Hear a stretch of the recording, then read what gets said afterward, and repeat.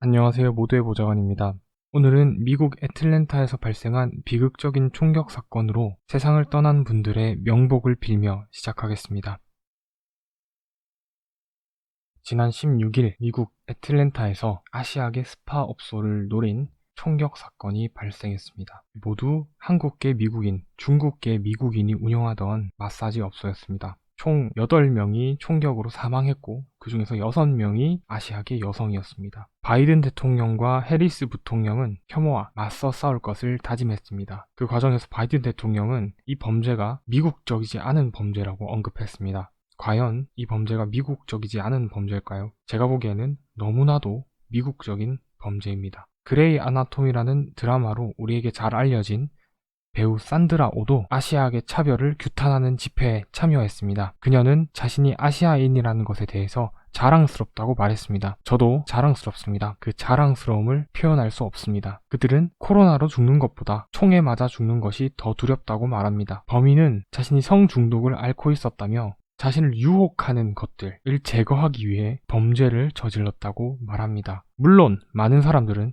그의 진술이 말도 안 된다고 생각합니다. 피해자 중에 유일하게 한국 국적을 가진 김현정 씨. 김현정 씨의 아들은 범인을 비판하면서 어머니는 해야 할 일을 했다고 말했습니다. 어머니가 가는 스파가 성적인 서비스를 제공할지도 모른다는 그런 우려가 있었고, 그래서 그런 부분을 걱정해서 어머니와 많이 충돌했지만 어머니는 우리 두 자식을 먹여 살리기 위해서 해야 할 일을 했다고, 어머니가 자랑스럽다고 말했습니다. 김현정 씨는 한국에서 학교 교사 생활을 하다가 미국으로 건너가 두 아들을 혼자 키웠습니다. 이 범죄가 증오 범죄냐 아니냐라는 논란이 미국에서 확산되고 있습니다. 한국계 미국인, 중국계 미국인이 운영하는 스파를 특정해서 노렸고 사망한 8명 중에 6명이 아시아계 사람이었고, 트럼프 대통령과 같은 사람들이 인터넷상에서 아시아계에 대한 혐오를 부추기는 이 구조적인 맥락 가운데서 나온 이 범죄가 과연 증오 범죄가 아니란 말입니까? 사진에 나오는 분은 애틀랜타 시장입니다. 이분 또한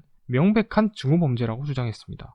성중독이요? 성중독이란 질환은 의학적으로 인정된 적이 한 번도 없습니다. 유혹들을 제거하기 위해 범죄를 저질렀다고요? 자기의 부족함을, 자기의 분노를 아시아계 사람들에게 투영하고 그들을 죽이는 게 증오범죄가 아니라고요? 우리나라 정부도, 그리고 여기서 우리가 생각해 봐야 될 것은 인간 인식체계의 한계라는 점입니다. 저는 인간의 본성을 믿지 않습니다. 저는 인간의 이성도 믿지 않습니다. 인간은 아주 멍청하고요. 분노와 미움에 가득 차서 비합리적인 선택을 내릴 때가 많습니다. 지금 현재 코로나로 인해서 아시아계에 대한 혐오와 분노가 커지고 있죠.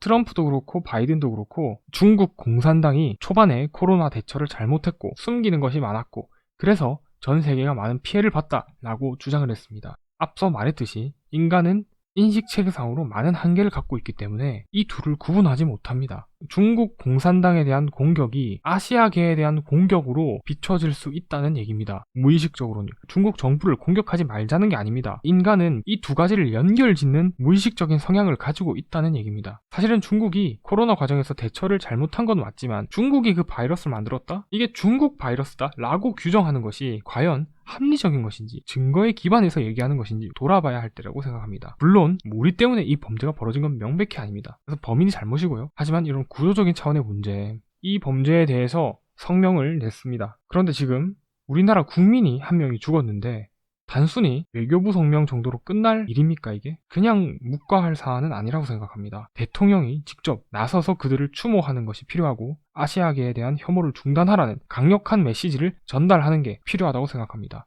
대통령이 직접 나서십시오. 그래서 오늘은 애틀랜타 한인 총격 사건을 다루면서 이 범죄가 명백히 증오 범죄의 성격을 갖고 있다는 점을 여러분과 함께 봤습니다.